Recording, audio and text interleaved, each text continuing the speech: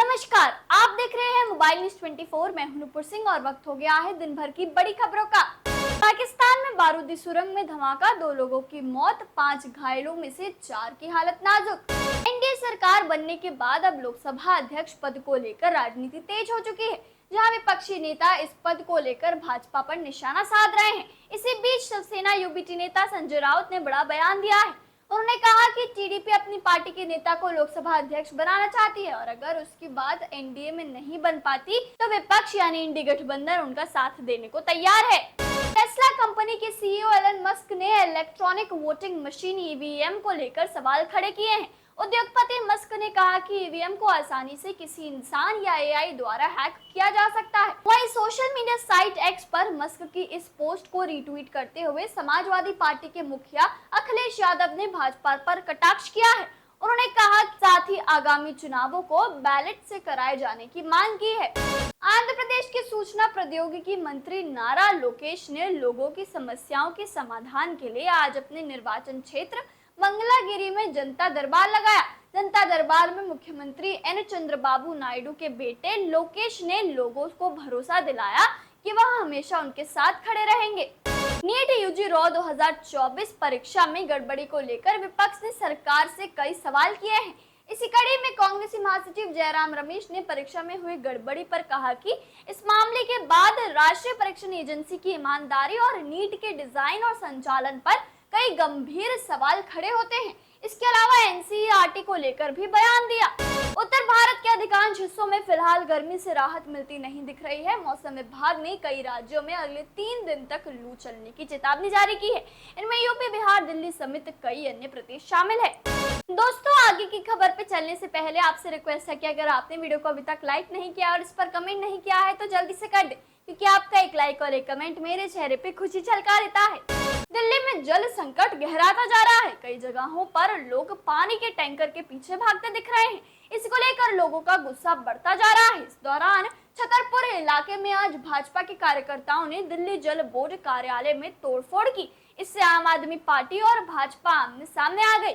तेलंगाना के मेडक में 2 समुदायों के बीच हिंसक झड़प की खबर सामने आई है। हिंसा की वजह एक विशेष समुदाय के लोगों द्वारा की जा रही गौ तस्करी का माना जा रहा है। पुलिस ने बताया कि गायों के कथित अवैध परिवहन को लेकर 2 समुदायों के बीच झड़प के बाद तेलंगाना के मेढक जिले में रामदास चौराहे के पास धारा 144 लगा दी गई है। कुवैत अग्निकांड और जम्मू आतंकी हमले के पीड़ितों की उत्तर प्रदेश के सीएम योगी आदित्यनाथ ने की आर्थिक मदद, 5-5 लाख का दिया चेक। बिहार के पूर्व सीएम और वर्तमान केंद्रीय मंत्री जीतन राम मांझी ने विपक्ष को लेकर बड़ा बयान दिया है। उन्होंने कहा कि सुप्रीम कोर्ट ने आखिरकार कह दिया कि ईवीएम में कोई छेड़छाड़ नहीं हुई है। इसके बाद भी वह लोग इस तरह की बात कह रहे हैं। दिल्ली में जल संकट के बीच मंत्री आतिशी ने कहा कि अगर केंद्र स्थिति में हस्तक्षेप नहीं करता है तो वर्तमान स्थिति में सुधार नहीं होगा। भाजपा को हरियाणा में अपनी सरकार से बात करनी चाहिए और उन्हें दिल्ली को और पानी दिलाने को कहना चाहिए। पंजाब सरकार की कैबिनेट मंत्री अनमोल गगनमान आज शादी के बंधन में बंध गई हैं। उनकी आनंद कारज जीरकपुर के गुरुद्वारा नाभा साहिब में एडवोकेट शाहबाज सिंह के साथ शादी हुई। हरियाणा के सीएम नायब सिंह सैनी ने कांग्रेस को आड़े हाथों लिया। उन्होंने कहा कि जवाहरलाल नेहरू ने संविधान की मूल भावना से खिलवाड़ किया। किसी ने संविधान का अपमान किया और छेड़छाड़ किया है तो वह कांग्रेस ने। उत्तराखंड के पौड़ी जिले में आज 2 सड़क दुर्घटनाओं में 5 लोगों की मौत हो गई, जबकि 8 अन्य घायल हो गए। झारखंड के मुख्यमंत्री चंपई सोरेन आज विभिन्न कल्याणकारी योजनाओं का उद्घाटन एवं शिलान्यास करने सरायकेला खरसावां जिले के राजनगर पहुंचे हुए थे। इस दौरान उन्होंने कहा कि हेमंत बाबू के नेतृत्व में बनी हमारी सरकार को विपक्ष भाजपा ने कभी स्थिर नहीं रहने दिया। बेवजह झूठे आरोप को लेकर सरकार को अस्थिर करने का प्रयास किया। छत्तीसगढ़ के बलौदा बाजार आगजनी और तोड़फोड़ केस में अब तक 132 लोगों को गिरफ्तार किया जा चुका है। इस मामले को लेकर अब उत्तर प्रदेश के नगीना सीट से सांसद और भीम आर्मी के चीफ चंद्रशेखर रावण छत्तीसगढ़ के दौरे पर आएंगे।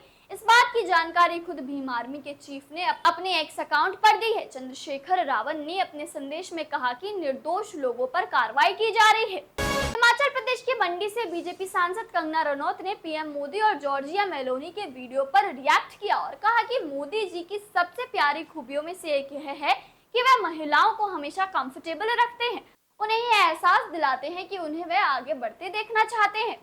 जम्मू कश्मीर में पिछले कुछ दिनों में हुए कई आतंकी घटना और अमरनाथ यात्रा की सुरक्षा को लेकर नई दिल्ली में हुई हाई लेवल मीटिंग में केंद्रीय गृह मंत्री अमित शाह ने जम्मू कश्मीर सुरक्षा ग्रिड को निर्देश दिया कि जम्मू क्षेत्र में उभरते आतंकवाद को कुचलने और किसी भी कीमत पर इसे फिर से पनपने नहीं दिया जाना चाहिए। साथ ही यात्रा के लिए पूर्ण सुरक्षा कवर पर जोर दिया। कलकत्ता हाईकोर्ट में ट्रांसजेंडर के आरक्षण को लेकर सुनवाई हुई। इस दौरान हाईकोर्ट ने पश्चिम बंगाल सरकार को राज्य में सभी सार्वजनिक रोजगार में ट्रांसजेंडर व्यक्तियों के लिए 1% आरक्षण सुनिश्चित करने का निर्देश दिया। यह देखते हुए राज्य सरकार ने रोजगार में ट्रांसजेंडरों के साथ समान व्यवहार की नीति अपनाई है। लोकसभा चुनाव के बाद महाराष्ट्र में आगामी विधानसभा चुनाव को देखते हुए महाविकास अघाड़ी ने एक साथ चुनाव लड़ने का ऐलान किया है। सलमान खान फायरिंग केस में एक और गिरफ्तारी, राजस्थान से पकड़ा गया आरोपी। मुंबई पुलिस ने दर्ज किया नया केस। एम्स दिल्ली में सीनियर रेजिडेंट सीनियर डेमोन्स्ट्रेटर के 517 रिक्त पदों पर भर्ती निकाली गई है। इस भर्ती में शामिल होने के लिए अभ्यर्थी ऑफिशियल वेबसाइट aimsexams.ac.in पर 19 जून 2024 तक ऑनलाइन माध्यम से आवेदन पत्र भर सकते हैं। दोस्तों, मैं देख पा रही हूँ कि आप में से काफी सारे लोगों ने इस वीडियो को लाइक कर इस पर कमेंट किया है, लेकिन कुछ लोग अभी भी बाकी हैं। आप किस चीज का इंतजार कर रहे हैं? इस वीडियो को जल्दी से लाइक कर इस पर कमेंट करें, क्योंकि आपका एक लाइक और एक कमेंट हमारी टीम का हौसला बुलंद करता है और हम रोजाना ही ऐसी दिन भर की बड़ी खबरें लाते रहते हैं। तो ये थी आज दिन भर की बड़ी खबरें। ऐसी खबरों में बने रहने के लिए चैनल को सब्सक्राइब करें, वीडियो को लाइक करें और ज्यादा से ज्यादा शेयर करें, ताकि आप और आपकी जानने वाली रह सके देश और दुनिया की तमाम खबरों से अपडेट।